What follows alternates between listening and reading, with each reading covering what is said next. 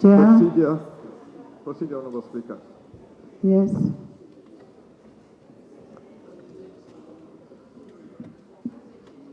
As a member of the iPod Summit, I am finding it extremely strange that I cannot even put input on the goings on of iPod on record. You see, Madam Speaker, every parliament we have debated a memorandum, and there's a current memorandum which is standing for iPod. And the chair of iPod for the last 4 years has been NRM. And if there's any breach, it is NRM who have failed to call a summit or even a council meeting. So it is important that we deal with this actual issue, because what are we correcting? What is the sickness? What is the disease we're correcting? At the moment, the summit has not sat since NRM has been in the chair for 4 years. Yet it's supposed to be 6 months. The provisions which are being brought now are being brought in bad faith, because in the last parliament, under the chairmanship of Honorable Boss of Boss, iPod brought it, and I personally presented them to the same committee. Because the increased funding which came in a supplementary of 2020 had iPod in it. And how was that money to be shared? At that time, political parties were sharing 10 billion per annum. Under the iPod arrangement, it was increased to 35, with 5 billion going as the 15%, another 5 billion for covering the other 15%, and then 70%, the 25 billion, was on numerical strength. At that time, the president acknowledged that NRM acted in bad faith by not allowing that amendment to pass. They acted in bad faith. The words of the president, unchristian. And now we are going through a process to undermine everything. There's no dialogue here. If we talk about dialogue, as a political party, as a leader of a political party, as the political party which first held the first summit, from 2009, the first summit was held in December 2018, under my chairmanship. And the principles which we're debating is what we agreed in that. It's under the Democratic Party that they put flesh on those principles. And honestly, Madam Speaker, are we proceeding well when we cannot discuss this issue? I have not been consulted as a leader of the summit. As a political party, we have not been consulted. How is it that we're debating this issue? And that is why I say it is diabolical. It is not done in the interest of the political players. I speak for UPC. My brother Asuman is not part of this. And I'm thankful that Mao is not here to embarrass himself. This is wrong. And we shall all be judged. Thank you. Let us be honest. Honorable members. In the following terms. Clause 1 of the bill is amended. With the legal identity, defined governance structure, and budgetary allocation from the National Treasury. 2. Provide continuity in leadership, programming, and stakeholder engagement. They continue.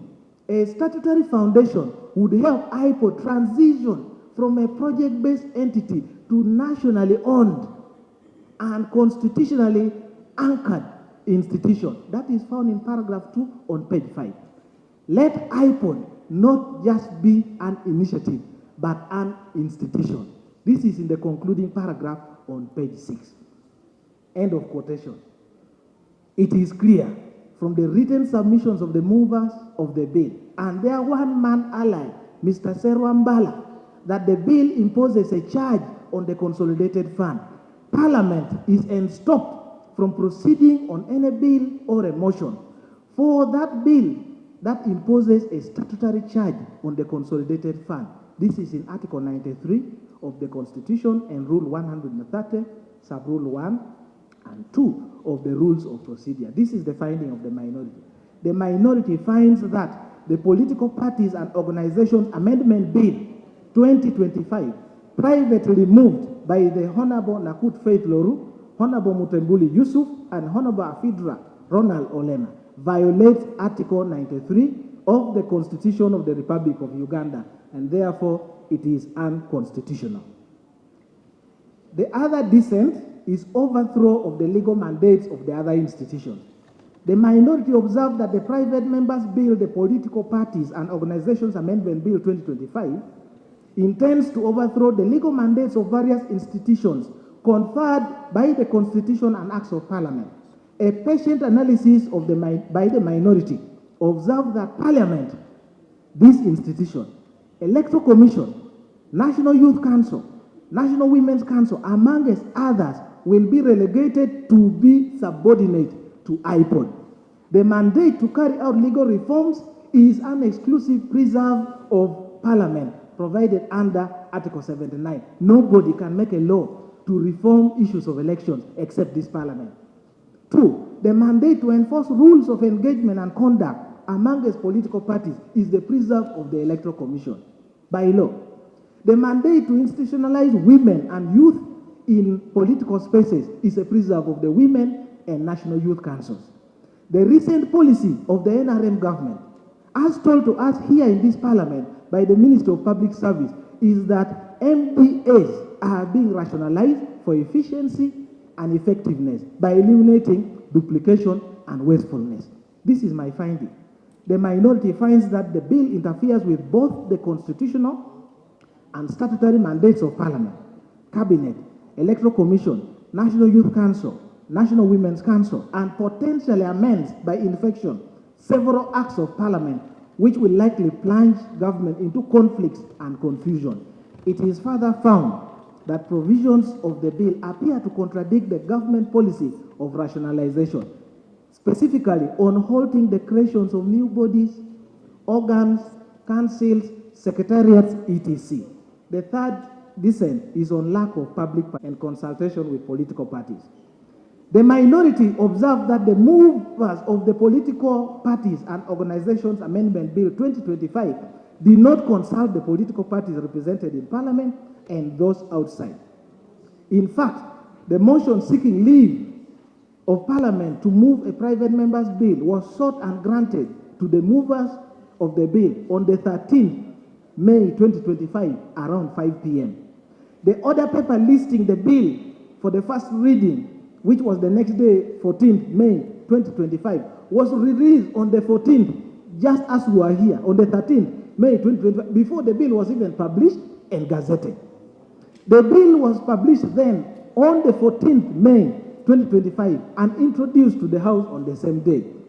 The Honorable Chairperson of the Committee of Legal and Parliamentary Affairs scheduled, and indeed the committee held the meetings with the movers on the 15th day of 2025, and today we are here to present the report with only the movers of the bill submitting.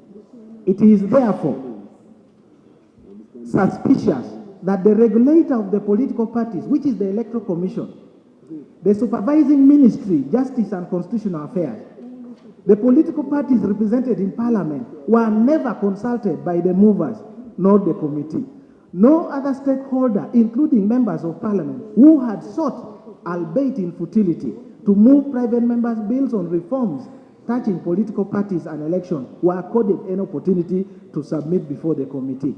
The House may recall the vehement submission by the esteemed founding former first son of Uganda, the Honorable Jimmy James Michael Akena Obote, MP Lira City East and party president of the two-time party in government, for those who don't remember, 1962 to 1971 and 1981 to 1985, who is also a member and a former chair of the iPod. In his submission on record of this House, the Honorable Jimmy James Michael Akena labeled the bill diabolical.